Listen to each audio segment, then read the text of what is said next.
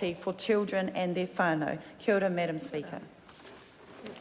I call Joanne Hayes. Madam Speaker, and I rise to take the third reading of the Child Poverty Reduction Bill and the Children's Amendment Bill in one. I'm really pleased to stand here today, even though I'm not on the Select Committee, that heard this bill and worked on it very hard and did a very good job of it. But I am proud, privileged and honoured to stand and speak on behalf of Māori whānau who struggle. They are going to be the majority population, unfortunately, of this bill, and to do anything that we can to reduce their poverty is what this side of the House is all about as well. So I want to thank the Prime Minister, the Right Honourable Jacinda Ardern, for shepherding this bill through the House. I say that Māori whānau because it is really tough out there for whānau. I have 3 mokopuna myself.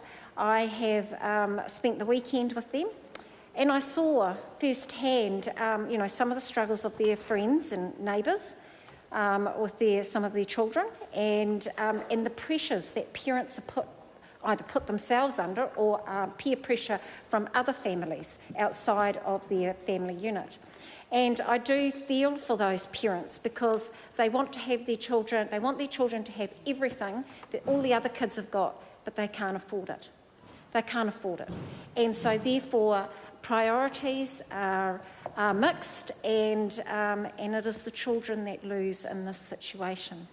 And I think that this bill is a really good step towards actually reducing child poverty for those children.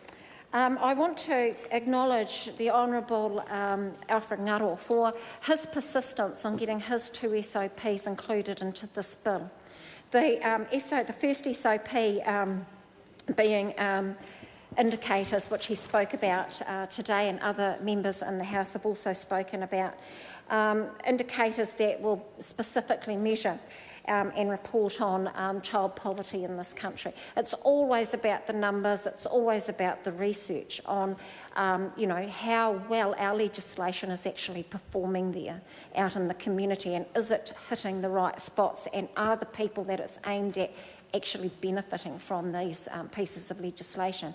And that's what's going to be the telling part over the next few years as this bill gets embedded into legislation and is rolled out amongst the various departments and organisations. I do want to thank the people from the whānau order community, because that particular program was set up it was a strengthening program, whānau order, and it was about empowering the families to do things for themselves, because as a legislative group, we should not be trying to throw money at these things. We should be putting in place certain aspects of our society that will actually help whānau to reach out to help themselves, because at the end of the day that is actually the key, and it's really, really difficult to be able to do that. So, I think that the Select Committee has done really well at trying to put in some of those, through this bill, some of those